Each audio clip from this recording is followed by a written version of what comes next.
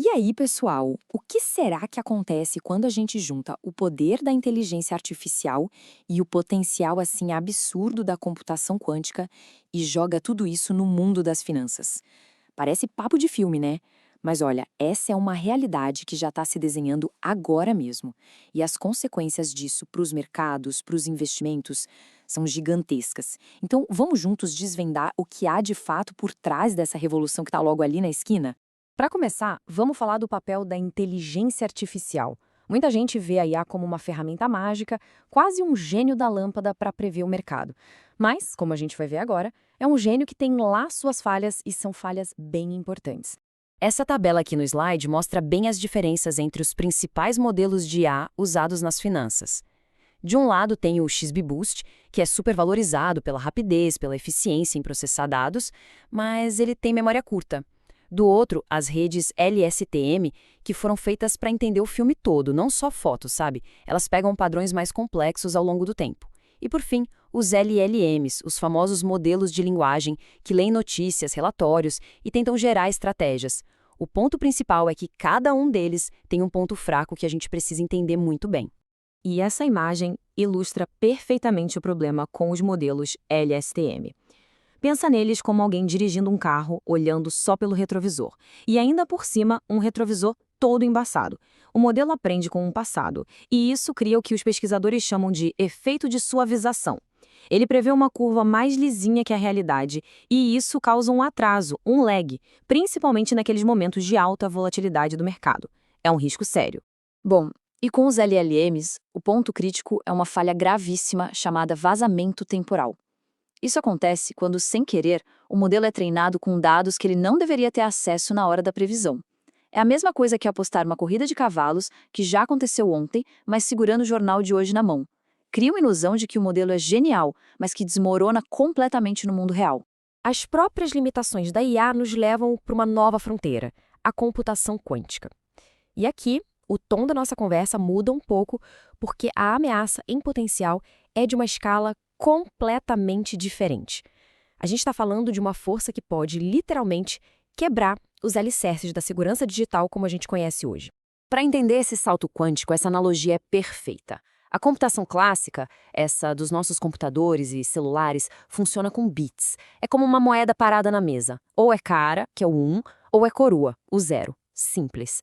Agora, a computação quântica usa os qubits. Pensa na mesma moeda, só que agora ela está girando no ar. Ela é cara e coroa ao mesmo tempo. É essa propriedade, a superposição, que permite um poder de cálculo exponencialmente maior.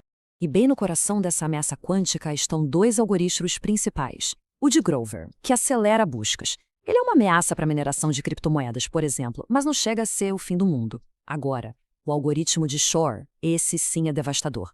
Ele foi criado especificamente para fatorar números primos gigantes, que é exatamente a base da criptografia que protege bancos, governos e, claro, as criptomoedas.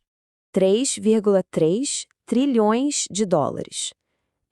Vamos deixar esse número respirar um pouco. Essa é a estimativa mais alta do PIB que estaria em risco nos Estados Unidos por causa de um ataque quântico de um único dia ao sistema financeiro. É um impacto gigantesco, colossal. E olha, isso não é um problema para um futuro distante, não. Essa linha do tempo, que se baseia em dados de institutos de risco e mercados de previsão, mostra que a probabilidade do Q-Day, o dia em que a computação quântica se torna uma ameaça real, está crescendo. A gente vê ali até 34% de chance de uma quebra sistêmica já em 2034. A janela de tempo para se preparar está se fechando, e rápido. Agora, vamos tornar essa ameaça ainda mais concreta. Muita gente acredita que o Bitcoin é uma fortaleza digital, que é invulnerável. Mas os dados mostram um cenário bem diferente. Vamos focar agora no gigante do mundo cripto.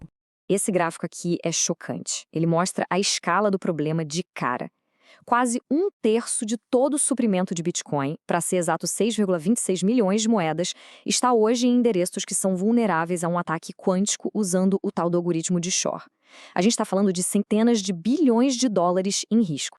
Mas por que essa vulnerabilidade existe? Bom, tudo se resume a uma prática chamada reuso de endereço. Funciona em 3 passos, basicamente. Primeiro, um endereço novo, do tipo mais comum, o P2PKH. esconde a chave pública, que é a informação mais sensível. Segundo, quando se gasta desse endereço pela primeira vez, a chave pública completa é revelada na blockchain, para sempre. E terceiro, se sobrar algum fundo nesse endereço, ele fica permanentemente exposto a um ataque. A ideia por trás dessa vulnerabilidade é simples e bem perigosa. Reutilizar um endereço de Bitcoin depois de já ter gastado dele é exatamente como usar a mesma senha em vários sites diferentes, mesmo depois de um deles ter sido invadido. É uma falha de segurança fundamental que, como a gente viu, afeta uma parte enorme da rede. Então, com tudo isso na mesa, a pergunta que fica é: o que o futuro nos reserva? É só um cenário de risco, de pânico, ou existe uma oportunidade aqui?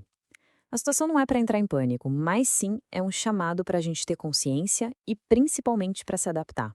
A boa notícia é que uma corrida por soluções já começou. Temos o desenvolvimento da criptografia pós-quântica, ou PQC, existem protocolos de transição sendo propostos, como o Commit Delay Review, e a comunidade ainda debate dilemas filosóficos bem complexos, tipo o que fazer com as moedas em endereços vulneráveis e parados há muito tempo.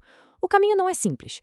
E no final, tudo se resume a esse equilíbrio, a essa balança. De um lado, os riscos. Os flash crashes causados por IA, a quebra da criptografia, a perda gigantesca de ativos. Do outro, as oportunidades. Previsões de mercado muito mais inteligentes, a criação de uma nova era de segurança resistente à computação quântica e, quem sabe, até novas classes de ativos que a gente nem consegue imaginar ainda. E isso nos deixa com a pergunta central dessa nova era. Com a tecnologia avançando tão rápido e com tanta coisa em jogo, a sobrevivência de ativos como o Bitcoin ao chamado Q-Day se torna uma das maiores incógnitas do futuro financeiro. A discussão está só começando, e eu quero saber a opinião de vocês. O que acham? Deixem aí nos comentários. Se esse vídeo te ajudou, dá um mortal para trás. Ou então, só segue o canal e ficar por dentro.